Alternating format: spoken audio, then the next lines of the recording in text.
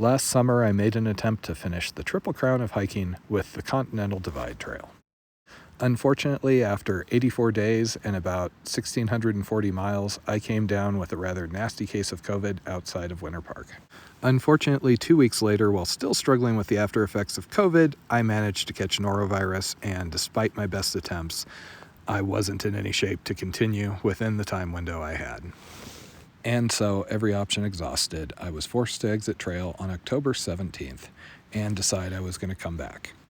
And so, after a summer spent hiking the Grand Enchantment Trail and then paddling the entire 2,400 miles of the Mississippi River by canoe, I was back.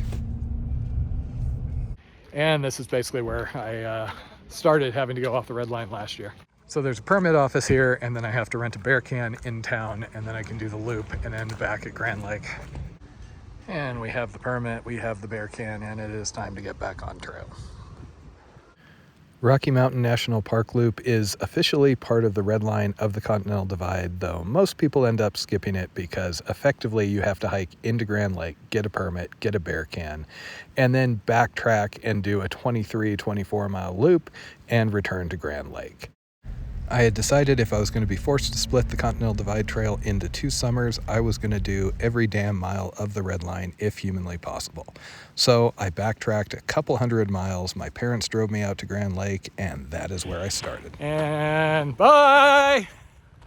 I realized I haven't been off trail in midsummer for years at this point. It feels really hot. And back on the CDT. So we finished the Mississippi Source to Sea on the 18th. It is currently the 31st. I had kind of a tour of Texas and Colorado, visiting family along the way. Despite the amount of thru hiking I've been doing over the last couple of years, I have been a little concerned getting ready for this just because I am going in Colorado.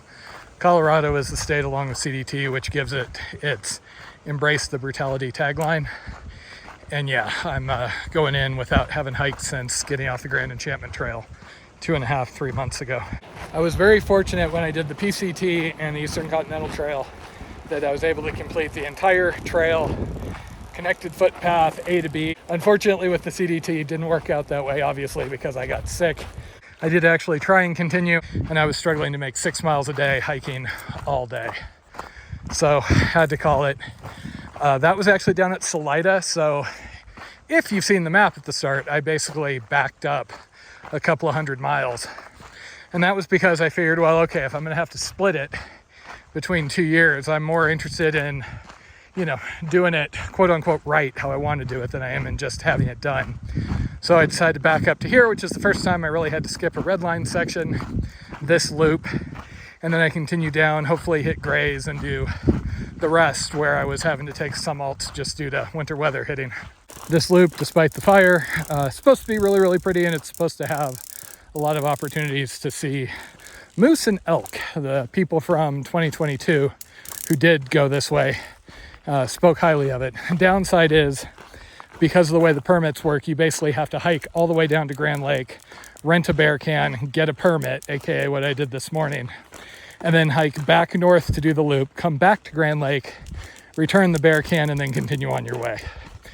And quite frankly, that is more of a hassle than you want most of the time when you're on a through hike.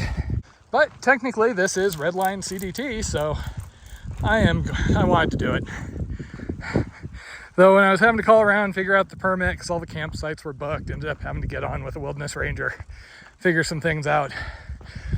Part of me did wish I was just starting south of Grand Lake. This is the last of the national parks located along the CDT route. The others being Yellowstone and Glacier. And all of them are various levels of pain in the butt. Glacier being the worst, Yellowstone actually works with you fairly well. But it's just really hard to work with the permit system, which is more geared towards weekenders, when you're trying to plan some sort of a longer thing.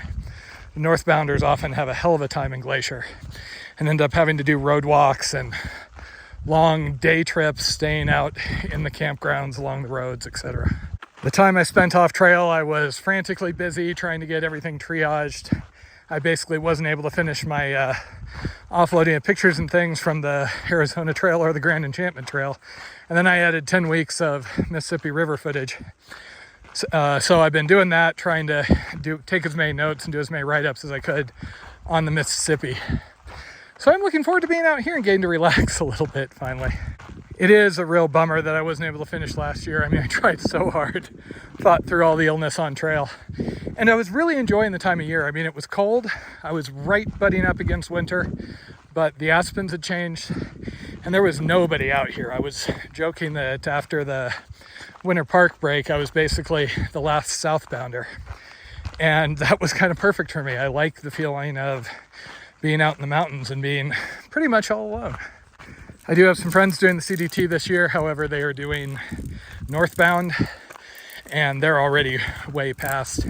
The northbounder season finishes in September, so they have to kind of book it at this point. I really don't know where the southbound bubble is.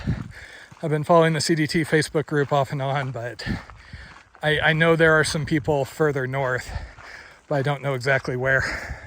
So I didn't get to finish my write-up on the Mississippi, but it was interesting. I mean, we were obviously working pretty hard that entire time, but it was all core and upper body. Both Jen and I have noticed kind of muscle growth there, but there wasn't the slimming effect that we normally get from through hiking. I'm never this heavy this time of year because usually I've been out on trail for a couple of months, and I'd heard that from other people who were through hikers that went to do the paddle thing. Granted, it was very, very nice not to have to worry about foot issues, shoe issues, etc. for those 11 weeks. I did really, really enjoy the paddle, and we were excited to do more long distance paddle stuff. We like too many things, so it's going to be a mix, probably through hike next summer. Summer after that, we may see if we can do the Yukon, which is a more remote river up near Alaska. And then we'll see. I mean, I've got the North Forest Canoe Trail, the North Country Trail, and a bunch of others. We were starting to plan a summer out in Europe, trying to do a whole bunch of through hike trails. I basically have a giant note file of all the long distance trails that are campable. I don't care about things like the Camino, where you got to stay in hostels and towns and things like that. I will do road walks and other things. I have to be able to tent, and I don't want to be tenting around a lot of other people. Basically, I am the friendliest and most talkative introvert you will ever meet. It is still just such a bummer about last year, because by the time I came through the basin, I was firing on all cylinders. I felt stronger than I had at almost any other point on the other through hikes. Well, except maybe the early AT, because that was really straightforward. Just got my permit checked in the first 10 minutes, which I'm always a fan of, because if I'm going to carry the paper, I want somebody to acknowledge that. And I'm noticing I'm a little brighter than all the other people out here. For years, Jen and I have had a running joke about me finding ways to organically bring up my through hikes and conversations. Now I'm on a through hike, trying to organically bring up the Mississippi, because that was the latest cool thing I did. So I'm doing better at the moment since I'm back on the move, but I did really struggle coming off the Mississippi. Jen did too, which was such a cool trip, even with the struggles. And then we had to separate for, 2+ months. We'll probably won't be back together until November sometime, potentially, halfway through November. Coming off of a trail, the first couple of days, you're just relieved, at least I'm just relieved to be able to get into town, take showers, eat, things like that. And then after about a week, I start getting antsy. I thought I wasn't going to start this until the 4th. Ended up having to go a little earlier due to permits. And that's what basically kicked me out of the, funk of just feeling awful, not sleeping. And then all of a sudden I had to scramble to get ready to go in or a couple of days. And that included packing 3 resupplies and, reassembling all my stuff and dealing with all the issues that cropped up during the Mississippi. I may have potentially ruined one of my sleeping bags with all that humid sand and everything.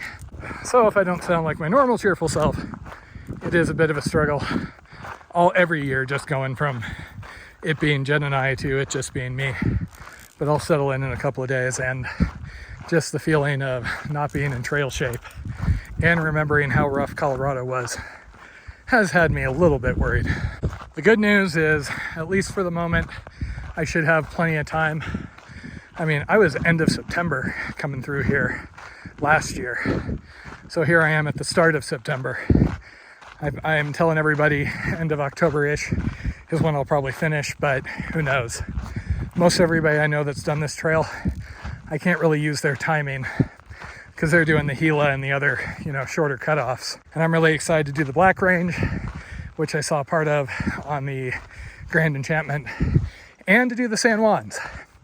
Last year I was at risk of not getting to hike the San Juans. And not to belabor the point, but when I started looking into the CDT, I'd always heard choose your own adventure.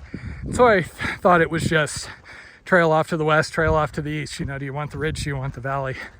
In actuality, vast majority of people do significantly less miles. I know people that have finished this trail in 3,000 miles and ones that have finished it in 2,200 miles. There are things like Super Butte Cutoff / Big Sky, which put you, 100 plus miles off of the Great Divide, but are done because otherwise you have to really haul ass if you are trying to redline the entirety of the CDT. And I was hauling ass for me last time. I was making sure I was 22 miles or above, got up to 34 going through the basin, and I was skipping towns because I needed the time. Funny thing is, following CDT hikers on Instagram, you would swear there were Denver music festivals right on trail because everybody seems to go to the Denver music festivals. So at the end of the Mississippi, obviously I was at sea level. This is 8,600 feet. So I'm feeling it a little bit. Fortunately, my parents are at 5 or 6.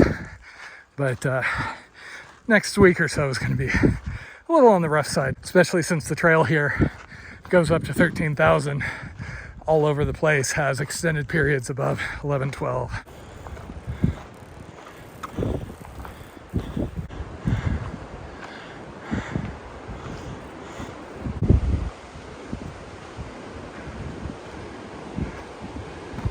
Oh, and that is a thing of beauty.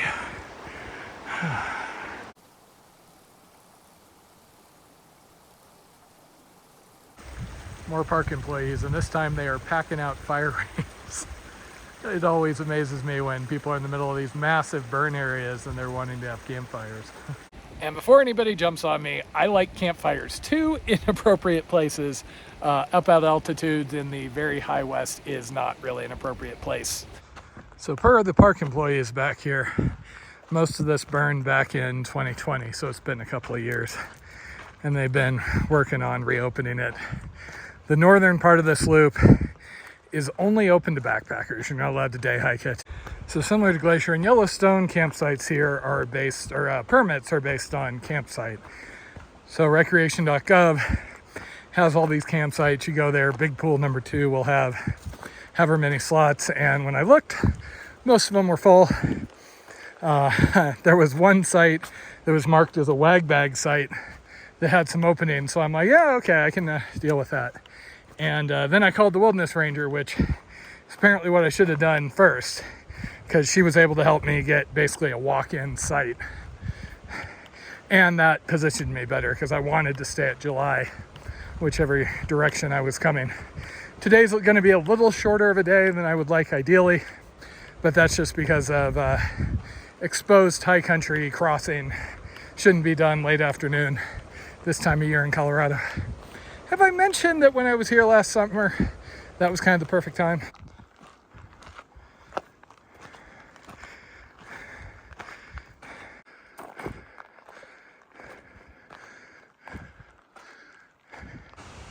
Oh, the joys of being back at altitude. I had a couple of days at my parents' at 6K, but it's going to be an adjustment for a couple of days. But that's okay. Take it easy. 10 miles today. I have to make closer to 20 the following day because I have to get through town. But after that, I'll try and settle into 15-mile days, at least for the first week or so.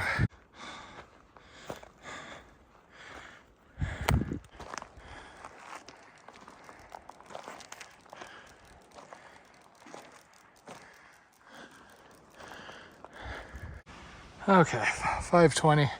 This is my stop for the night. We had this filter with us on the Mississippi, but we never had to fill up. There were spots we maybe could have early on, but we had the jugs. So yeah, this is the first time I filtered since last day of the get. And just me and the deer. And home sweet home once again. I miss this tent when I'm not in it. It is a little hard being back alone every time I'm around my parents or have to say goodbye to Jen, stuff like that, but it'll get better in a day or two. Just got to kind of settle in. It's actually kind of luxurious. Got a river, water source. There are a couple of individual sites further down, which at least one was occupied, and I'm guessing the other because a few people passed me. And there's even a privy buried back here.